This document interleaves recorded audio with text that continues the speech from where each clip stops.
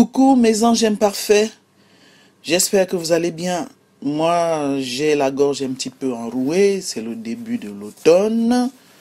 Et donc voilà, ça se passe toujours comme ça chez moi.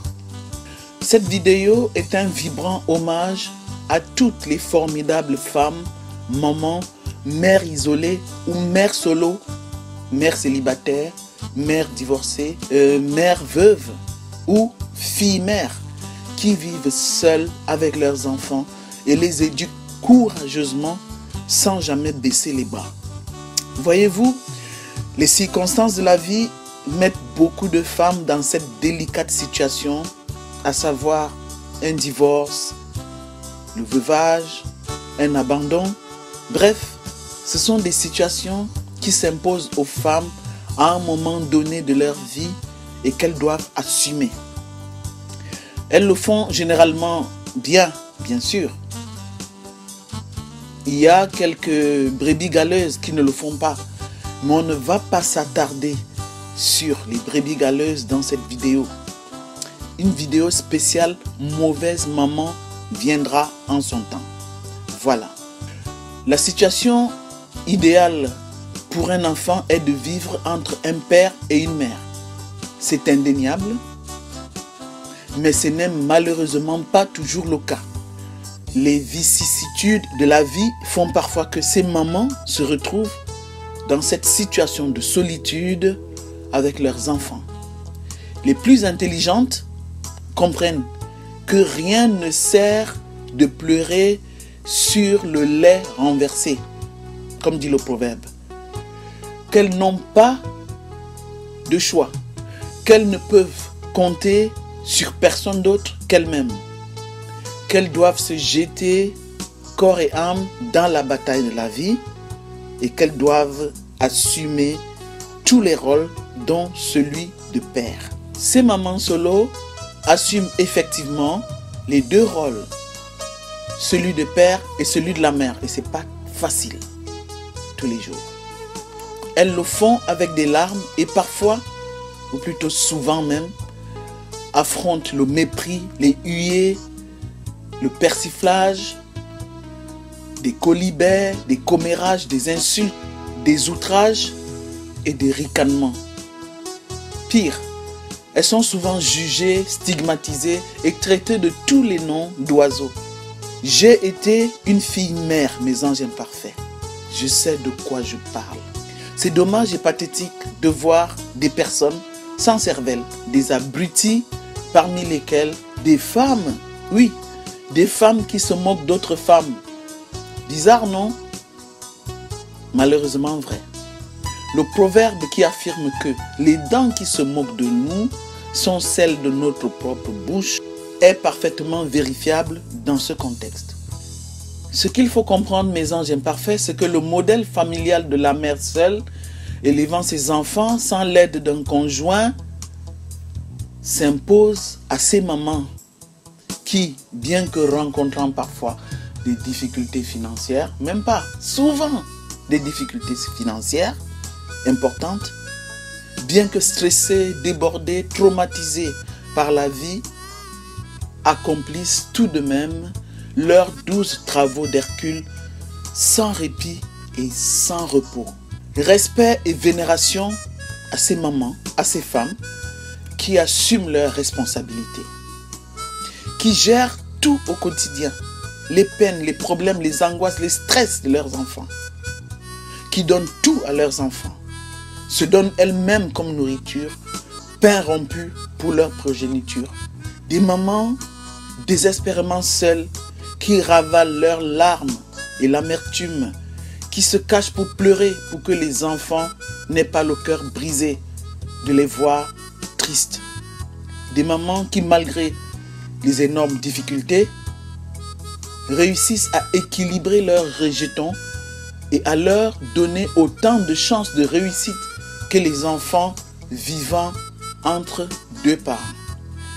Des mamans sur qui les enfants peuvent compter dans les moments difficiles. Respect et vénération à vous, chères mamans, qui bâtissez des hommes et des femmes de valeur avec des cris, des larmes, des prières et des incantations puissantes.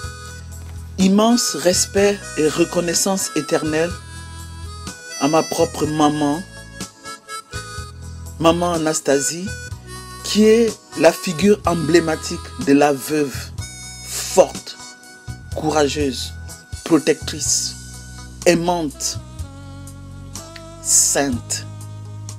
Merci maman. Et hommage à toutes les femmes, à toutes les autres mamans, à toutes mes amies, à toutes mes sœurs qui se battent au quotidien pour leurs enfants.